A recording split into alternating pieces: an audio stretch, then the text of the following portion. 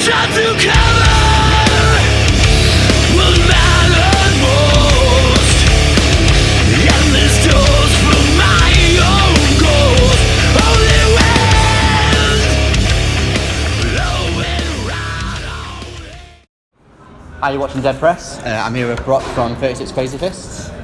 We're in the Manchester date of their UK European tour. How's it going, man? Great. Good? Good. You played Glasgow last night, is that right? Yep. And first night last night. And how'd it go? Yeah, it was sick. It was good. Yeah? Real good. Cool. Obviously you're here to promote the new record Lanterns. How have you been finding people have been reacting to the new material live? Well, we did 3 months in the States when the album came out, so the album came out in September, end of September. We finished up right before Christmas. So the States, which is always a grind for us, it was great, you know. We were really looking forward to coming here, you know. Having the first 4 UK shows sell out was really special for us. So we only came back once on the last album, and we used to come back 2 or 3 times each album. So we were really waiting to get here. So last night was the first time we played to anybody over here with the new record, and I mean, it's always like it always is, you know. But I was, I guess, a little bit more appreciative of it last night, just because I think I am getting a little older, and maybe we don't get to come over here as much. Yeah. Everybody was singing all the new songs. That's cool. And that's what always happens over in the UK anyway. Yeah. But I guess I just forgot for a second, and not just like tons of girls. Like, we don't ever have girls come to our shows really in the more States. of a like male. So there was a good balance of men, women, older people, young people. That's the beauty of music over here, that as opposed to the States. I think if you're an older band like us, I mean, we've been around for 23 years now, and our fans are like anywhere from, you know, 25, late 20s to my age and maybe a little bit older. Yeah. So when you see younger kids that are like 18, 19, that's super positive. And we saw that last night, so that was great. That's awesome. And you had, so you've got 2 promo videos out for the album so far. Yep. You got Better to Burn and Wars to Walk Away From. Yeah. What made you select those 2 tracks first on the record? And do you have any others planned coming forward? To be honest, I really didn't think about it all that much. Oh, okay. I think Better to Burn was suggested by the label. They thought it was a good introduction as far as a video went. So we just did it with some friends back home. It was a real quick video shoot, maybe 3 or 4 hours when we were done. And then Wars was actually, I thought was going to be the first single. So we did that video in Virginia when we were on tour like a couple months ago. That was kind of a messed up night, actually, because we played a show and then drove like 6 hours and started the video shoot at like 2 in the morning. Okay. And then ended at like 8 in the morning. As you'll see in that video, it's like dark in the beginning, and then the sun's coming up in the end of it. That really happened. Oh, okay. It wasn't CGI. No. And then we drove to the next show right from there. So that was a weird whirlwind of a thing, and I don't really remember too much about the ins and outs. But I like that song. I thought it was probably going to be the introduction song before Death Eater was the actual first song that we released. So yeah, we're going to do Seeing Smoke. We're going to do a bigger budget video for that one. That's cool. So that's next, and I think we probably will hit that off after this tour. Wonderful. From your previous album, Time and Trauma, some people referred to that in like reviews and reports and that, and they called it the comeback album. Would you agree to that? And do you think, if you do agree to that, did that play an influence when you were putting together Lanterns at all? Or? Well, I mean, we hadn't had a record come out in 5 years, I think, before Time had come out. So, yeah, it was a comeback in the source. But we weren't really not doing. We took a bit of probably a year. We didn't do much, which was weird for us. But you know, I'm sure you know, or if you've read, that I was dealing with my mom's passing. So and it was mostly like the end of her life, really. And then we got back to work. Probably she died on Thanksgiving, which was November. We were back to work like by February. Right. So it wasn't like. So it was weird. That 5 years went by like so fast. Yeah. It's crazy. So yeah, it was a comeback. I don't know. I guess it was maybe a welcome back. Yeah. But the press was really great to us about it. You know, I mean, it was our first 5Ks ever in Kerrang. Yeah. I think it's one of the highest charted albums you've got so far. Yeah, isn't it? I think it was. So that was real special because, at this stage of the game, we don't really look for those accolades anymore. We're just glad we're still playing. Yeah. It's brotherhood, family, and it's beyond all that stuff. So that was special to get that. And another thing, just to do Lanterns was just another kind of a extension, I think, of that last album. Not so much musically, but sort of musically. It's kind of in the same world. Yeah. But less. It's all about me, of course, and my mishaps. But what else am I going to write about? So I guess it's a similar vibe, but I didn't think about the record before. All I did think about was, sweet, I'm not going to sing about my mom's death again. Yeah. So we got that out of the way. And I love the new album. It was really fun to do it because I hate the studio. I always have. And that was the most fun I ever had in the studio. And I think it was the most rehearsed I ever was before I actually sang the songs. Usually I'm not quite ready, but I'm going to make it happen. You just kind of wing it when you get in there, yeah. This time I did the demos in November. I recorded the whole record beforehand, which is not uncommon, but I hadn't done that in a while. Maybe a couple songs here and there, but I'd have the rest of it in my head, and then the first time I'm singing it full voice is when I was actually there, and then you're like, whoa, that's weird. This time I'd totally done everything. So I sat from November over Christmas and New Year's just listening to songs, knowing what I liked, what I didn't like. Then February I started the record. I was done. I did whatever there was, 12 songs I think. I was done with 7 songs in the first 2.5 days. That's cool. Yeah, that never happened. Productive. Yeah, I was like cruising, and I had 2 weeks to do it. Yeah. So funny enough, I was glad I did, because towards the end, I think our guitar player Steve started really nitpicking me, and he's like, all right, we got a little bit of time. We're going to take some more time on that one. And so anyway, it worked out, and it was a lot of fun. End story, it all worked out. Basically. Yeah. We got another album out. We just turned 23, and we're in the UK again. It's Awesome. So going back to Lanterns, it's quite a dark and broody album. Not just lyrically, but musically as well. It sounds very dark and heavy. What was like the mindset? I know obviously lyrically you talk about quite a lot of, you said you're in a bad place and stuff like that. Yeah. But the mindset and kind of like the circumstances as a collective that you were going into that record. I just really felt like I needed to be as honest as I could with myself. At the same sense, I'm a pretty vague dude. Yeah. When it comes to that stuff, I like that. But this was probably the least vague, even though it's vague. Yeah. For me, I always know what I'm talking about, but I make it in a way where like some people can interpret it any way they want, which I like. It's not really getting around a lot of the stuff that I was like kind of living very dishonestly for a long time. I got divorced, which was very traumatic in my life because I was with that woman for 13 years. Yep. Still one of my best friends. Yep. Relationship's great, but you don't go through something like that and not have a real come to Jesus meeting with yourself, and I had to have it. My friends gave it to me. Life was so good up until right before my mom passed. Okay. I was having a great life. And then It all just came. just living carelessly, not being alert, not being present, things like that. You say not being present. I mean, look at how many people are just glued to their phones all the time. I was the same way. Like, I've tried really hard to like live more present now, and by living more present, I mean less drugs, less alcohol, less phone, and I think it took a lot for me to really come to terms with that because I liked living that way. Yeah. I thought. Yeah. And so it's hard to change things like that until people start really calling you on your shit. You know? Sorry about that. I don't know if you can cuss or not, but no, you can swear as much as you want. all right. Anyway, so when I went to record the album, it wasn't just like a cleansing process. Okay, this is going to be therapeutic for me. Yeah. That's so easy, and I've said that shit for years. And people ask, was it really cathartic for you, or was it therapeutic? Yeah, it is. But if you don't really change your ways, and you just are going to continue that, There's no catharsis, is there? really, there was no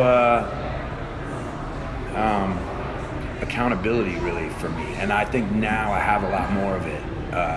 So that being said, when I went to record these songs, I really wanted to keep that clear in my mind that this isn't just more music to talk about your shitty ways. Yeah. You really need to change yourself. Yeah. And I've tried very hard to do that the last couple years, and I'm happier than ever now as I sit here. That's great.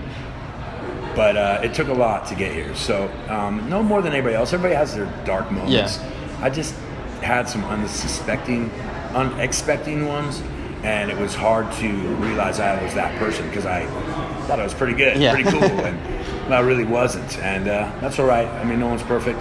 And that's what I've taken away from the entire writing, recording, and so right now, that's what I needed to process. Yeah. Well, I believe there was other influence as well from like books and literary works and other sources, so like Bukowski, Winston Churchill, J.K. Rowling. How influential was those sources into going into Lanterns? Oh, well, Bukowski has always been one of my favorites of all time. I thought it was, I had to put the J.K. Rowling in there just because my daughter is a massive Harry Potter fan. Oh, yeah? And, that song title was called Death Stares. Like Okay. we're staring at each other. And my daughter walked by when I was writing the lyrics to her, and she's like, Death Stares? You should call that Death Eater, Dad. And I was like, ooh, that's tight. Yeah. Eater. I didn't know what a Death Eater was. I didn't know about the characters in the movie. So when I got back to the demos with the guys, I started recording it, I was like, yeah, Will thinks we got to call this Death Eater. We all laughed, Harry Potter. But no, we're not calling it Death Eater. So I come back, and the song's called Death Stares again. She's like, what? No way, Dad, it's got to be Death Eater. I looked at it, and I was like, fuck it, it's Death Eater. Called the boys up, we're going Death Eater. I can't tell her no, and they're like, all right, cool. So there you go with that. That's the real story behind that. Have you become a Harry Potter fan since? Or? You know, I always was. I always thought it was pretty cool, and what a great mind to create all that stuff she has. I just never really. I'm so weird. Everything's like, everybody's like, have you seen Lost or Dexter or Breaking Bad? All those series and Game of Thrones. Yeah. I haven't seen any of them. I don't watch TV like that. Okay. You know what TV is for me? I like seeing a movie every once in a while, but I usually fall asleep. So you don't see the end of the movie? Nah, because I just can't turn my brain off, and then that's like my moment, and then I just fall asleep. It's like, I'm notorious. All my friends are like, why are you going to watch a movie? You're going to fall asleep. But TV for me is hockey. I am a fucking hockey nut. Yeah. And so it's football, hockey, it's sports. I like watching sports. That shuts off my brain to most other things, where I haven't found them to do that otherwise. So, right. I do like it. To answer your question, yes, I think Harry Potter's cool. I've watched the movies a couple times now because my daughter could watch a marathon of them any day of the week if you let her. But I'd say I like it. Cool. Going back to the records, it's your second through Spinefarm Records. Yeah. You were previously with Roadrunner, is that right? We were with Roadrunner before Spinefarm or Ferret? Yeah, I think you're right. We went back to Roadrunner. I mean, what's your relationship with Spinefarm in comparison to Roadrunner and Ferret? Not to shit on them too either, but no, because the funny thing enough, a lot of the people from Spinefarm are from the other labels we were at. That's cool. So the president of Spinefarm, Jonas, was the president of Roadrunner. Right. Okay. My marketing guy at Spinefarm, Tim Brennan, was my marketing guy at Ferret. Right. Okay. So there's old relationships there, and I would never have anything bad to say about Roadrunner. I mean, they signed us in the late '90s. They made our dreams come true originally. Was it always fun? No. You're on a label with Slipknot and, Nickelback, huge freaking band. So sometimes you get lost in the shuffle, and we felt like we had got a little bit slagged off here and there, but we're long over that. Yeah. About Ferret, I mean, Carl Severson, one of my dearest friends who owned the label. I love that he put out our records, and he was in a band that we loved called Nora, and we just thought he was such a cool dude. Yeah. And so I don't really have any ill feelings about any of the labels we've been on. We were on another label called DRT for a second in the States. We were on Roadrunner here still for Rest Inside the Flames, but DRT put it out in the States. As soon as they got it off a Roadrunner in the States, they folded like a month later. Oh, really? They went bankrupt or something. So that's not good. that was a weird time of the band where we were like, awesome, we have a record out, but it's nowhere. And can we have those records back? And actually, they were cool enough. They gave us just like tons of free Restless at the Flame because usually you got to pay for them. It's weird. Yeah. You pay for your record and then you can sell it. Yeah. They ended up just giving us boxes of it when they folded. So, and then shortly after DRG, that's when we went right to Ferret. Okay. Yeah. Awesome. Well, you were saying before you guys have been together for over 20 years now, 23 years, I think you said. Yeah.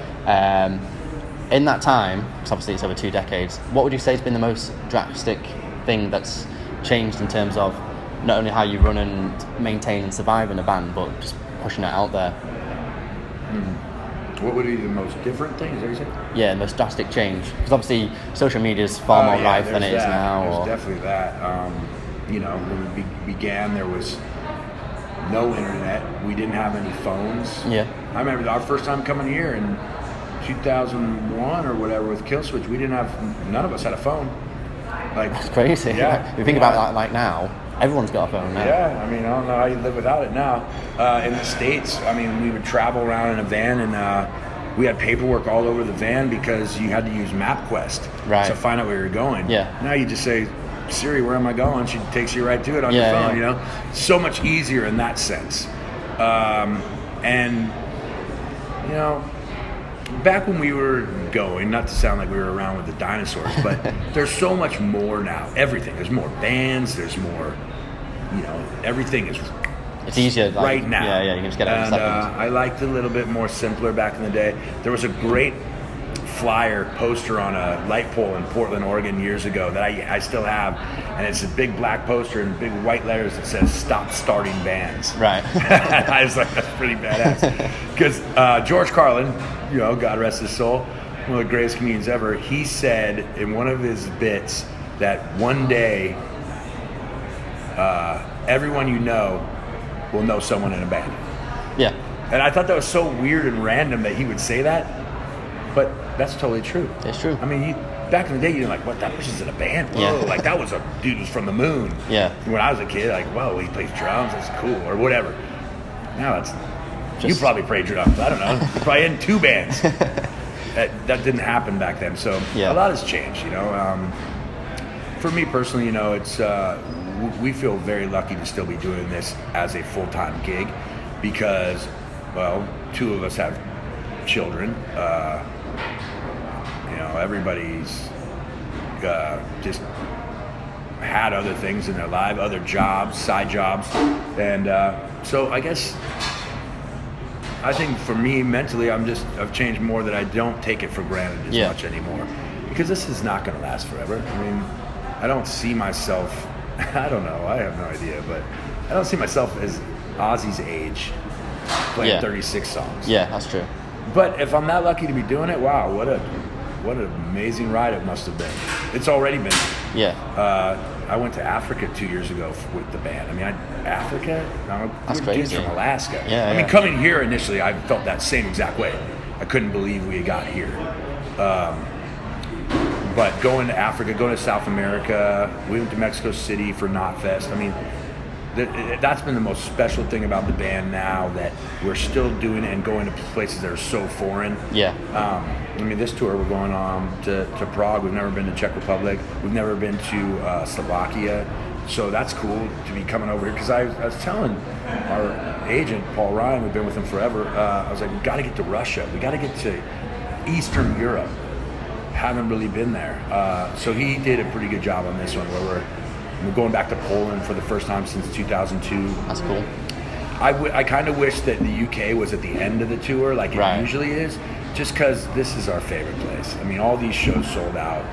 The other shows haven't sold out, but they'll be good. They'll be great. But the UK is very special to us, and it's always been a really cool place. So if you're feeling bad about yourself, you need to come here and play. They'll boost your morale pretty good. You should all move over to the UK. Get Alaska and move over here.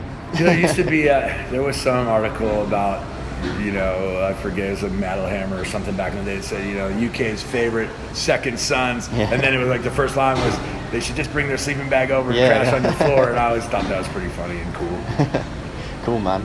I mean, if we're still talking about like looking at your career as a retrospective, again, 2 decades is very long. What would you say would be probably the biggest mistake or regret that you've done as a band that you wish you could kind of turn back and make a different decision or go down a different route?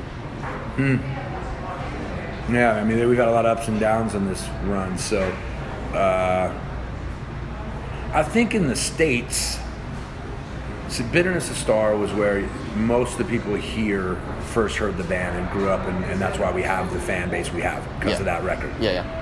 In the States, it didn't register at all, but Snowcap Romance was a much bigger record there. That would have been our first record. Right. Sometimes I don't think about that much anymore, but since you asked that question, I remember thinking, had that been our first record, I think we would have been received better in the States, because Bitterness was just like, oh, it's new metal. And new metal at that point was like a derogatory term. Limp Bizkit's new metal, that's awful, blah, blah, blah. No disrespect to Limp Bizkit. I'm just saying that's how the new metal term had changed. And like all of a sudden, the bands weren't as cool anymore. Yeah, so well, everyone got clumped into it, didn't they? I think once you got clumped as rap metal and you're... Oh, yeah, we were called rap metal. We've been called everything, you know, so... the first tape we had in '95 had sort of some rapping on it. You probably never heard it, but so the rap metal thing is far distant now, but we did love Rage and Stuck Mojo, and there was a Downset. That was a good rap metal. Anyway, I guess that would be the one thing that would have been cooler, I think, for the band's bank account. Yeah. Well, I think, other than the band itself, you also do a craft beer podcast, is that right? I just quit doing it. I did it for like 6 years with my buddy Chris. I can't do it when I'm not there. Right. And the station changed its format also. Right, okay. So they don't have talk radio anymore, and we were on a talk station. Okay. But we definitely loved it. I learned so much over the years about craft beer. I love fucking beer, you know, as you can tell. So it was a lot of fun. It was educational. It was probably a little boring to listen to, just a bunch of dudes drinking beer talking about it. But you're having fun doing it. But it was the best time to be on it. And we would interview bands. We tried to make it more of a lifestyle show than just a craft beer show. Yeah. And I got better ideas for that later, because we surely beat the old craft beer conversation into the dirt. But I really like doing it, and I've been in and out of radio for 20 years. I did my own specialty show called Beat It Back with Brock. I mean, I had a lot of fun playing metal tunes at midnight on Sundays and things like that. That's the best time to play it. Well, it's the only slot they'd give you, so you just take what you get when you're trying to play Deicide and Obituary and things like that. Yeah. Oh well. So after this UK and European run, which I think ends mid-February in Europe. Yeah. What else is planned for 36 Crazyfists for the rest of the year? We're going back to Africa in April. Actually, cool. Play in Johannesburg on my birthday. Bit different weather than Alaska and here. Oh yeah. It's the moon. Yeah. It's pretty different. And then going back to South America after that, Australia. And we didn't go to Australia in the last album, which sucked because it's similar to here for us. It's great. Okay. It's really expensive there. Their money is worth a lot more than ours. Right. Or their prices are way higher than ours. One of the two. It's one of the two. It works itself out where you're losing. And then we'll see our agent Paul on Sunday in London, and we'll discuss the summer festivals. We're in a couple of them so far. Okay. And supposedly he'll tell me more about it then. So hopefully we're doing the June Fest. We didn't do those on the last... Yes, we did. We did Download on the last album, if I'm not mistaken. Right. But I think it was the only one we did. Any chance of you doing Download this year? I hope so. Yeah. I haven't been told anything, so I'd probably say no, unless they surprise me. But we'd love to do it again. We'll see. I know we're doing one in the Czech Republic, which was the first offer we got. Yeah. Which is cool, because then we'll go there twice now. That's cool. But yeah, hopefully June we'll be doing all the fests. Awesome. Any other words before we wrap up? No, man. Just thanks for the coverage. Appreciate it. Thanks very much for having us. Yeah.